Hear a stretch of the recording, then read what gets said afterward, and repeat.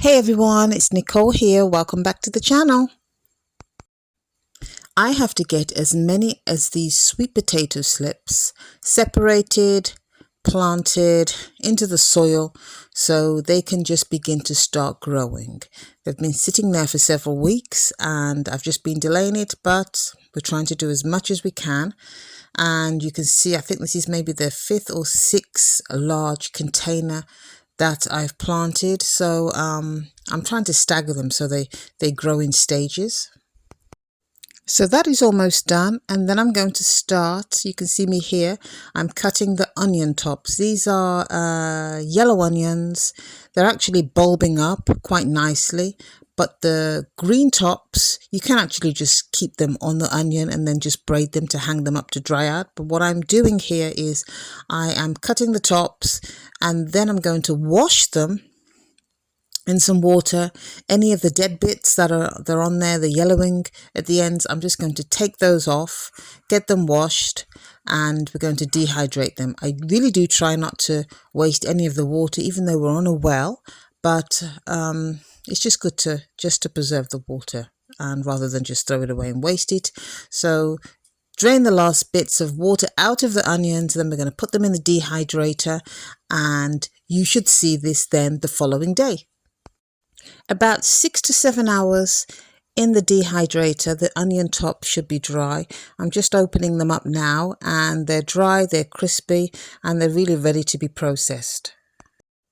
I really like to use a food processor as it tends to get the onions to the consistency that I like when I'm cooking and just sauteing meats. Now I find the fuller the food processor, the easier they are to blend up into, the consistency that you like. Some people tend to keep their onion tops attached to the onions and then just braid them and hang them up. But I find that if you cut the tops off, you have a double harvest really, because you have the actual onion bulb and then you can use the green tops as an extra added bonus. I would say the only downside to dehydrating the onions is the actual house does tend to smell a little bit of onions, but what I tend to do is actually dehydrate them at night time when everybody's asleep, so then you really don't get that strong onion smell throughout the house. This consistency of the onions is not too bad. I like mine a little bit finer, so I'll just blend them up again in the food processor so that it's at the texture that I like. And I just thought when I was looking at these peppers, I could have actually dehydrated them because these were from the garden and mixed them with the onions. That would have been a wonderful a mix. And the seeds I like to keep so that I can replant them the next year. Then I'm just going to put all the onions inside the jar, because this jar I use on a daily basis when I'm cooking. And I won't actually vacuum seal this jar. It'll just be a screw top and then it'll just be used daily. Now I have staggered my onions when I've been growing them, as I just find this seems to work better for me with the harvest, rather than having, like 60, 70 onions all ready at one time.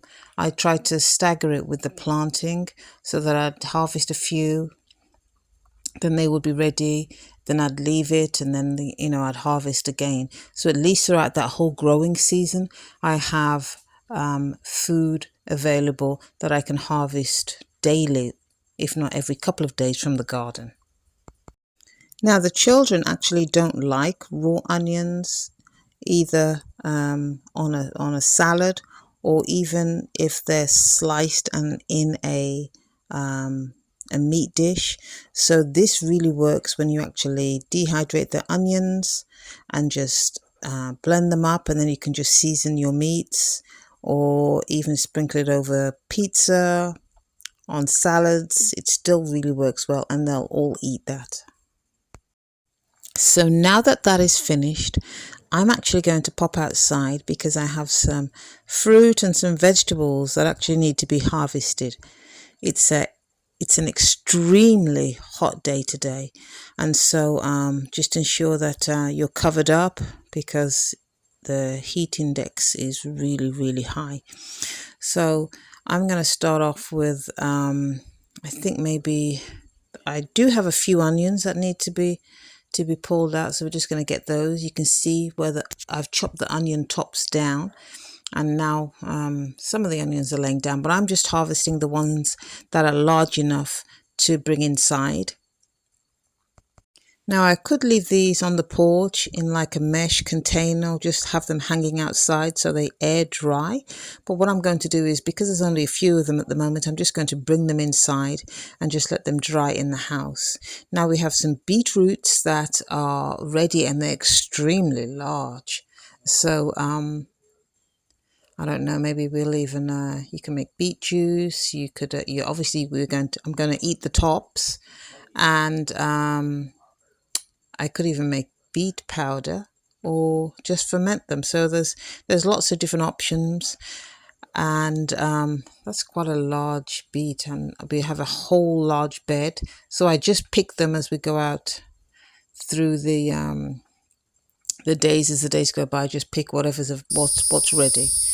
Some bell peppers, some poblano peppers, some banana peppers, they're all ready. Also some bananas that were ready to be picked. So that's great for banana bread. And the peaches, I mean, there's so many things that are being harvested at the moment, but the peaches are super juicy. This is a Florida King peach, and I don't know what I'm going to make with those, but I'll make something if they manage to get to the house without being eaten. Really, when you think about it, you don't need a huge amount of vegetables and fruit. As long as you have the basics, some vegetables, sweet potatoes or regular potatoes, and you're actually raising your own livestock for meat, then you have a meal. But I would encourage everyone to try and actually grow something, because the amount of things that they're placing in not only the meat, but the fresh vegetables that you're purchasing at the store is not very desirable. So just in the morning, I've harvested the beets, the peppers, onions, and I also have the bananas and the peaches, and I also have growing some cilantro and lots of other herbs and vegetables. But this is just what I harvested today, and I just try to stagger that out throughout the day. So you don't have to go to the extremes with growing your food. You just grow what you can and what you're comfortable with and what you can manage, and you just take really good care of those vegetables or fruit trees, and you'll get a really good harvest. So with these vegetables here and your fresh eggs that you bring in every day, you have breakfast for the children. So if you're new to growing, just have a look around your garden or your patio and just think about the areas that have full sun, those areas that have part shade, and then you would just plant accordingly. Now the beet tops, I don't tend to leave those longer than a day. You could actually maybe wrap them in a damp cloth and put them in the fridge, and they will still be fine. But normally, if you just give them a good wash, chop them up with some onions or even the onion powder, you can saute some meat, or even just have it, as a side dish. But what I think I'm going to do is just heat a little bit of olive oil in a skillet, medium heat, chop some garlic, some onions, cook for about 1 minute, and just add some salt and pepper. And I'm going to make a fresh baguette, some fresh bread, slice that up once it's cooled, and put that on top, and it's going to be absolutely delicious. And that is it for today. So until next time, bye my friends, take care, have a wonderful day.